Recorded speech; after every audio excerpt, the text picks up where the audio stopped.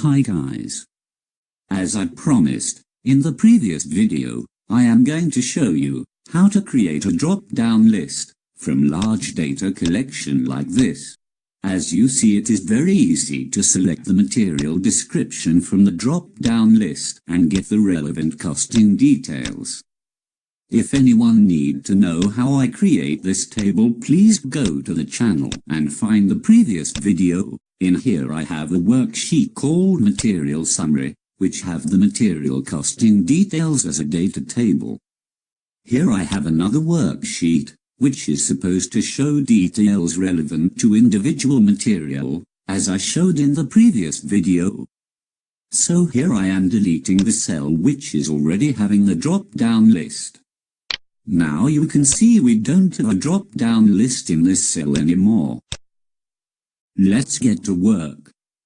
Go to the Data tab in the ribbon and click on the Data Validation drop-down menu, then select Data Validation.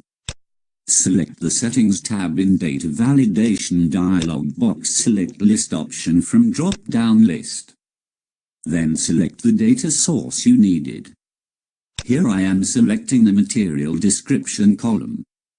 Before going further, please make sure that both checkbox in here is checked. Then click on the Input Message tab.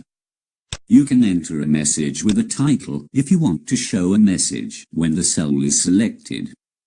I am putting a title and message just to be specific. If you don't want to show a message, then you can leave this tab and move forward. Then click on Error Alert tab. This is the area you are asked to enter desired error message. I am putting a title and a message just to show you how it works. If you don't want to show an error message, then you have to uncheck the checkbox here. Even you leave title and message text boxes empty, Excel will show the default error message. So now all things are in order and you can hit this button to finish the process. As you can see, a message is appearing when I select the cell and also a drop-down symbol.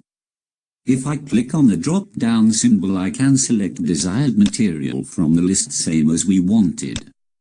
Let's enter some random text and see what is happening. Error message is popping up. Basically, this is how we can have a drop-down list in Excel. Please like and subscribe for more videos. Thanks for watching.